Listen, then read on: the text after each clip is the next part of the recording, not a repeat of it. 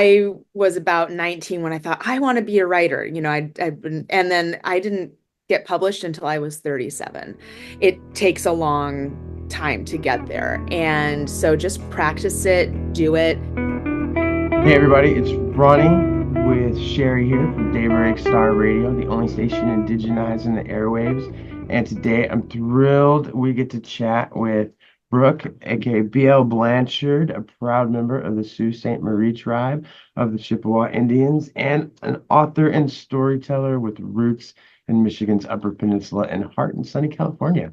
So she's also a graduate of UC Davis's Creative Writing Honors Program, a figure skating fan from what I hear, a map enthusiast, and someone who never skips a good space documentary. So, Brooke, thank you for joining us. I really appreciate it. My name is Brooke Blanchard. I write under the name B.L. Blanchard. And as you mentioned, I'm an author.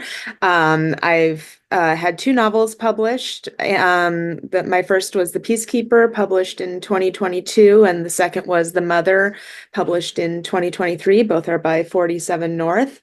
I'm originally from Sault Ste. Marie, Michigan. I've lived in California, though, since I was about 8. I am also a lawyer, and I have two daughters, and I love writing stories where I get to create new worlds, but ones that are sort of based in what, for lack of a better term, the real world, that we live in, and just sort of departures from that. What triggered you to become a writer? I've always wanted to be a writer. I can't remember a time when I didn't want to be a writer. I've always been a very voracious and avid reader.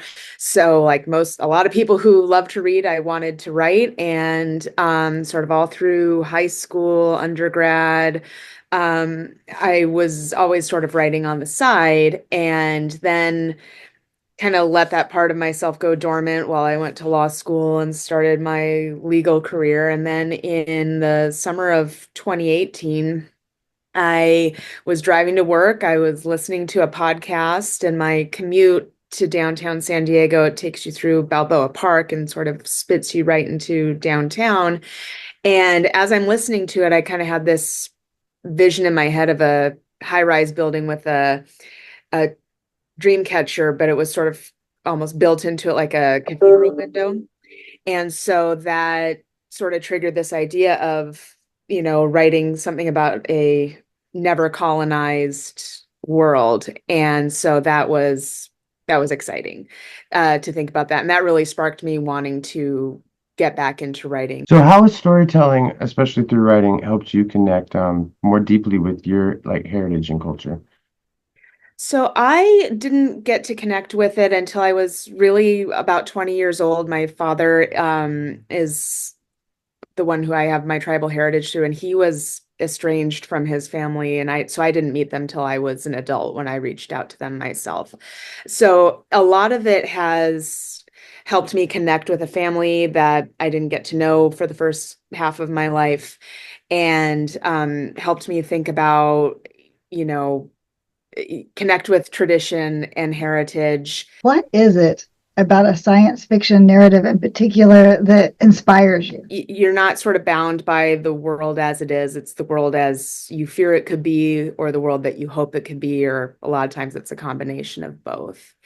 And I think that it's really shows how powerful the human imagination is. We can come up with an alternate history of our own world here, or we can imagine worlds beyond ours, other galaxies. That's what I love about it. So, was your goal always to write stories centered on indigenous perspectives, or did that focus evolve as your career developed? What I've found is sort of the story chooses you, and I always wanted to write from this perspective into books, and stories that I write. I mean, that is my own perspective, so it's harder to, it's almost a little harder to not put it in there. But yeah, I just love that an idea came along that really helped center that perspective. Is there something that you hope readers take away from your books in particular? What I want the takeaway to be is people are people, values are values. And from an Indigenous perspective, this we had the potential to have, I think, a more just and caring society. It's not utopia. Nothing is, but that's what I'm kind of hoping is the takeaway, and really also just to think, whether anyone agrees or disagrees with where I went with it, just sit there and think about, well, what would it have looked like? What does that look like to you? Just having that thought process. I guess, how do you see a world that hadn't been colonized being just? Best way I can describe it is through sort of the justice system, because I think that's really how we look at fairness as a society. 21st century, the United States of America, it's a penalizing system. We look for fault. We put a spotlight on the defendant and we decide, are they innocent or guilty? And if they're guilty, what is the punishment? The way I think it could have been different is a system of restitution.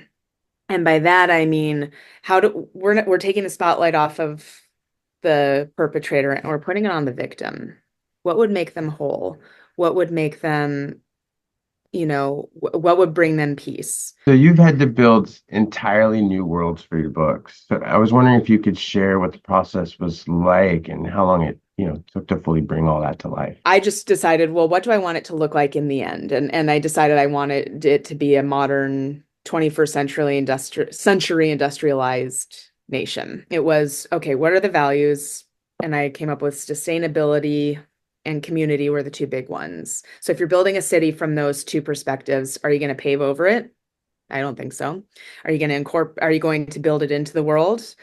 So I researched architecture that incorporates the natural world, that is sustainable. So again, starting from that, and then you can build the world from there, but it's going to be very different depending on sort of what that foundation is. How do you deal with not being able to find the words? There's a really great book by Anne Lamott. It's called Bird by Bird, which I recommend any aspiring writer to read. It's just great life advice, but it also is a good writing advice. And she talks about writer's block, and she's like, even if it's bad, get the bad words down. That's fine. And just telling yourself, first draft just has to exist. It can be bad.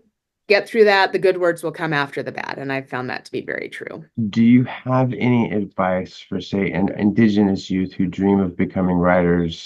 Just write, which I know sounds like not earth-shattering advice, but truly, write for yourself, write, the retelling of your favorite story, write the stories you tell yourself, write about your own life, just get those words down, get that practice down.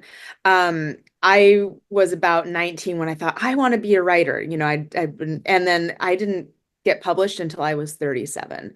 It takes a long time to get there. And so just practice it, do it. Now, the most vulnerable thing you can ever do is show your writing to other people. And I think that was a big hurdle for me. It's a big hurdle for everybody. So, that is something that I think you do eventually need to do if you want to be a writer, is get used to showing it to other people. And so try to find your community of other people who write, even though I'm well aware that that's difficult to even tell people I want to be a writer, tell people that you have been writing, showing them. It's terrifying.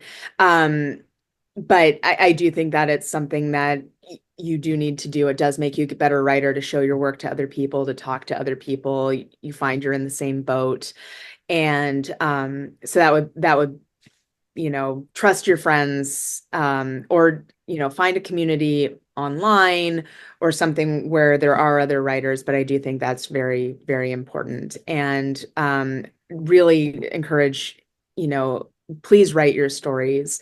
We have so many wonderful Indigenous books coming out that have come out in the last few years. And my hope is that we will have so many more because more voices are coming out. So don't knock yourself out of contention by, not showing your writing or not even starting. Please do it. Please tell your story. There are people who want to hear it, and what you have to say is important. We all have so many different aunties, right? Some of them are like, Some of them are wild. grab you by the chin and tell you what you need to hear, whether you want to hear it or not. And some of them, very lovingly nod, and you realize in the middle of your sentence that